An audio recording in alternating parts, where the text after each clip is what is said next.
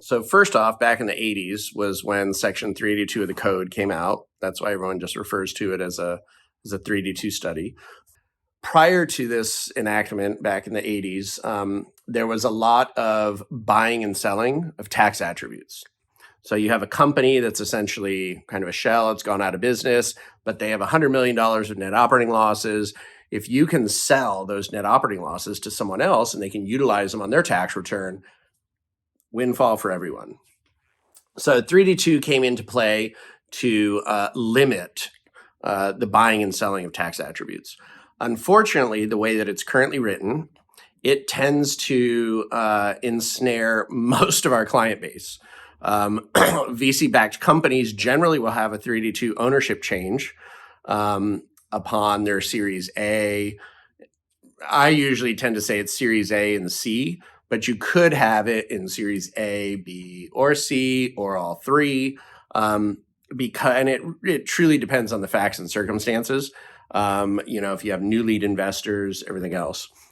What 382 is a greater than 50% change in ownership based on value, not just percentage ownership, but based on value of the shares over a cumulative 3-year period. So the important piece there to think about is you can't just look at percentage ownership, because if you have, say you have common stock, Series A, B, and C, generally each of those shares are valued differently. Normally the common's the least and the Series C is going to be the greatest.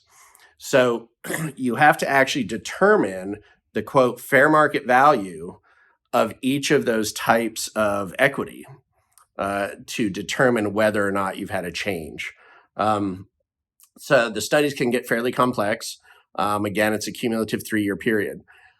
When companies are going public and doing the S1 route or the more aggressive SPAC route, it usually comes up because the auditors all know that, especially for loss companies, there's really no reason to do a 382 ownership change.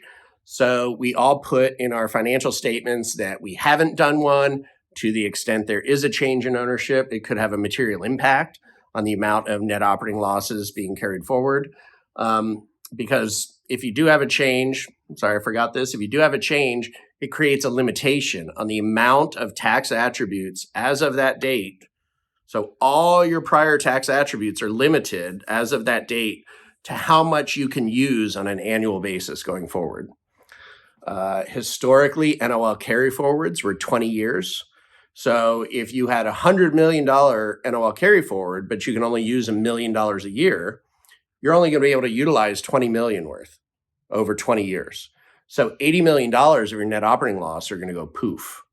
Well, that kind of shows you why the auditors in an S1 or SPAC filing want you to actually go through the process of doing a 382 study to determine whether or not your NOLs are actually worth anything. If they're going to expire unutilizable, we actually write them off and they no longer appear in your tax footnote. So that is generally why the auditors get a little bit more cautious and serious when doing an S1 or a SPAC filing.